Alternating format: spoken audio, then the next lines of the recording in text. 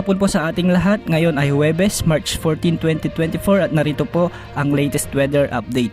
Patuloy na magdadala ng maulap hanggang sa maulang panahon ang shear line sa eastern section ng Central at Southern Luzon. Samantalang northeast monsoon o amihan naman ang nakakaapekto sa Northern Luzon at easterlies naman sa natitira pang bahagi ng ating bansa. Ngayong araw ay maaring magpatuloy ang mahihinang pag-ulan sa Isabela, Quirino, Aurora, Quezon at Camarines provinces dahil sa umiiral na shear line. Ang shear line ay ang salubungan ng malamig at mainit na hangin mula sa northern at southern hemisphere.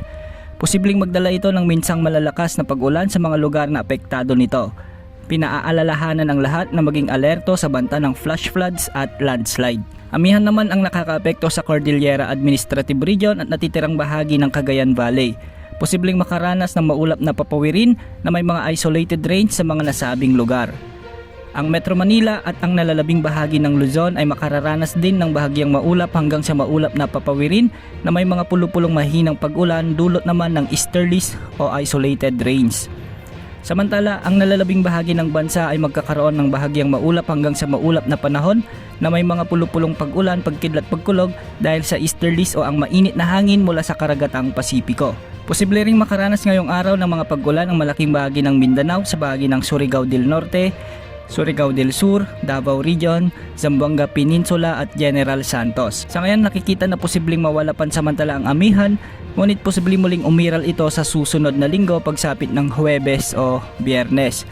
Maaring ito na ang huling bugso ng nasabing weather system at unti-unti na ang transition ng panahon sa tag-init o mas kilala sa ibang bansa bilang summer. Wala rin tayong nakikitang posibilidad na magkaroon ng sama ng panahon gaya ng low pressure area o bagyo na pwedeng makaapekto sa ating bansa sa loob ng 3 hanggang 5 araw.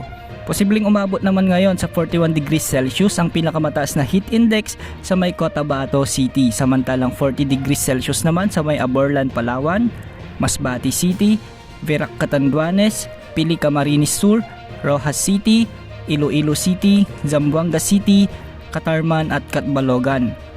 Sa ngayon, malaya ring makakapamalaot ang ating mga kababayang mga isda dahil wala ring nakataas na gale warning sa mga karagatang sakop ng ating bansa.